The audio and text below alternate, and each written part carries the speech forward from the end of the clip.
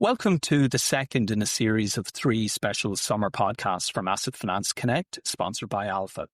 My name is Richard O'Donoghue, and over the past few months, I've had the opportunity to chat with many guests about the outlook for the European asset finance industry in 2025 and beyond. In our last summer special, we talked about AI, and this week we're going to talk about captives. This is a topic I enjoyed chatting about, having spent most of my career working in captives. I was particularly interested in exploring if they're more or less relevant today, particularly at a time when their costs are rising. Klaus Strenge and Kurtu Alpas of Zeb Consulting shared their insights with me in April. Rising costs have resulted in some captives exiting the market. So I first asked Klaus if there are things that captives can do to manage their cost base more effectively. Yes, you can leverage some topics which are offered by the OEM anyhow. So infrastructure, you also could think more about outsourcing some non-crucial topics to even a third party.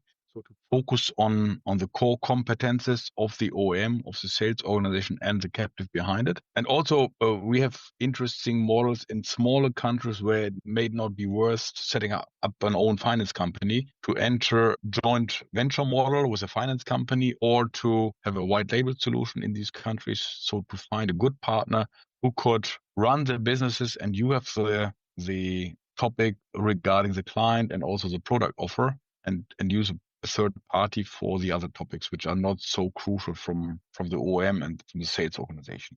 Another hot topic for many captives is funding, and Kurtu outlined some of the options that captives should consider. Yes, I would like to clarify a few things about funding. So, of course, funding is quite tricky right now with the current fluctuating economic environment and interest rates. We think that when it comes to funding, diversification is key. So if a captive has a banking license, then they can also take some customer deposits. But of course, it comes with additional regulatory burden. So not everybody can do that. Sometimes issuing your own bonds would be a good idea. But over the years, even recent times, we've seen significant change in the funding costs depending on the timing of the bond issuance. These are just a few thoughts that captives should also have when they think about the funding elements. And sometimes, of course, the manufacturer does the funding for the captive. But yeah, there's a lot to think about when it comes to funding. Frequently during my discussion with Klaus and Kurtu was the role of partnerships. Rather than trying to do everything internally, should captives partner with other finance providers? In our first podcast back in March, I asked Mathilde St. Paul of Econocom if partnerships opportunities existed. I think we have many complementarities because captives usually have the support and the strength of the brand and of the big machine which is behind them. And we have the agility and the responsiveness that they need. We have the ability to manage the end-to-end process. And we are very, I would say, acute commercially because we are very present in our accounts. And we also bring the sales force that the captives need just to develop and to be present everywhere. So I think companies like Econocom are very commercial. I mentioned the entrepreneurial spirit, but we are a commercial company. And the strength of our sales force is very important. People are trained. People are able to discuss and to present any kind of offers with a very broad expertise. So I think this is where we are at a moment where captives and independent company can really develop some common values where we can get the best of the two. And again, I think captives, as you mentioned, have created some banks in a very regulated environment. This is something that we have never done and we don't want to do in companies like Econocom because we want to keep our liberty. We want to keep our ability to create, to innovate. I think creativity and innovation is also really something very strong in what we do. And this is why we are so successful with our customers. And I think this is where those companies can join and we can find a way with captives. And again, we discuss currently with captives to develop some specific offers for some very big brands just to give them the way to address their business differently through our sales force. You pile up powers and strengths. So I think it will be very powerful and successful to our customers. This topic also came up when I chatted with Bengayi Kumbula of InnoVent in April. Bengayi joined me to talk about opportunities in Africa and the Middle East. Before getting down to business, however, I had an apology to make. But I'm going to start with a confession and an apology, because you and I first met probably 20 years ago when I was in Cisco, and I remember you came in to pitch InnoVent to us in Joburg. And frankly, I've never said this to you, so this is a revelation, but we kind of looked and said, oh, these guys are new. Do we want to take the risk? Will they even be around in a couple of years' time? Right. So 20 years later, my judgment was clearly wrong. And firstly, I apologize. But secondly, maybe talk to us about yourself, number one. But number two, why did you sort of feel back in 2003, 2004, I need to go and set up a company called InnoVent? What drove you to do that? Thank you, Richard. And I'm glad that you finally confessed, because I still haven't recovered from you giving us a no. I'm not used to receiving no's in my life.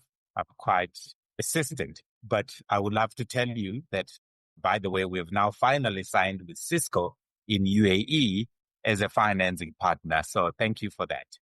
Having got that off my chest, we then explored the opportunities that exist in Africa and the Middle East. I was particularly interested in why InnoVent, which has historically operated in South Africa and its neighbouring countries, had decided to move into the Middle East. So as we developed in South Africa, we've become, and I don't want to sound arrogant about this, but we've become almost like the reference point for international OEMs looking for partnerships for operating lease, where they've got great service level in Europe. They've got great service in the Americas. But this block called Africa, Middle East, they have not been able to find suitable partners. So we signed up with several OEMs in the past that we've worked with, Lenovo Financial Services being one, HP Financial Services being one. On the African continent, we are the exclusive white label financing partner. And humbly so, because of the work we did for them, and they were so impressed, they then gave us a challenge and say, look, we have coverage everywhere else. You guys have been able to do something special for us in Africa. We've got the same challenges in Middle East, and Middle East being GCC, Dubai, Saudi Arabia, Kuwait, Qatar, Oman. Are you guys able to do something similar? And because of our DNA, our build, Richard, as I said, we started this business from scratch. That's what we do for a living. We are quick, we are entrepreneurial, and we like challenges. We took those challenges up. We said, right, we are going to go to Dubai. So in January 2024, we opened our offices in Dubai, offering the full suite of services, a true operating lease FMV offering with our brands InnoVent. We are running Lenovo Financial Services over there. We are running HP Financial Services over there. We've recently signed a relationship with Cisco now. So we are growing in less than 15 months of setup. As we heard, both Bengayi and Mathilde mentioned the word partnership numerous times in those excerpts. However, both InnoVent and Econocom are established players in asset finance, so they're obvious partners for captives. However, are we seeing new players entering the market that could partner with captives, or indeed with other asset finance providers? Here's Ian Robertson from Invigors. What you see with the alternative solution providers is, a hunt for yield and a hunt for not small niches, but sizable, scalable niches. And that's one of them. The party that you referenced there was Santander. We've actually already managed to find a party that had been seeking for somebody such as them, and they've already made that connection. We'll see whether that comes to fruition in terms of funding in due course. But there's lots of large and emerging niches that are not very well serviced by the current traditional asset finance industry, and that can be because technology is new. There are new risks in what the ask is. We see a lot of opportunity that's underserviced, and again, for sensible reasons, particularly around transition assets. And it's not just a technology topic, it's also a financial solution topic. The areas of that lend themselves well to kind of project finance, different underwriting criteria and different risks. And again, there's appetite, again, if the scale is material enough, for some of these parties. Ian's reference to Santander is interesting, as they've set up a fund targeting sale and leaseback transactions. These transactions aren't necessarily an area that captives like, but are often required when looking at large-scale transformation projects. This is an example of an area where a partnership between a captive and an alternative asset manager could lead to interesting solutions that benefit both parties. We had a great panel discussion on captives at the European Leaders Summit in Amsterdam in May. One of the panellists was Chantal Vonken from Cisco, and she sat down with me after the discussion to explain the importance of people in building a partnership between captives and finance providers. I mentioned indeed people because that's what we have experienced. We're working with funding partners, and especially one large one has dedicated resources for us. And what you really see is that if you have a really good person,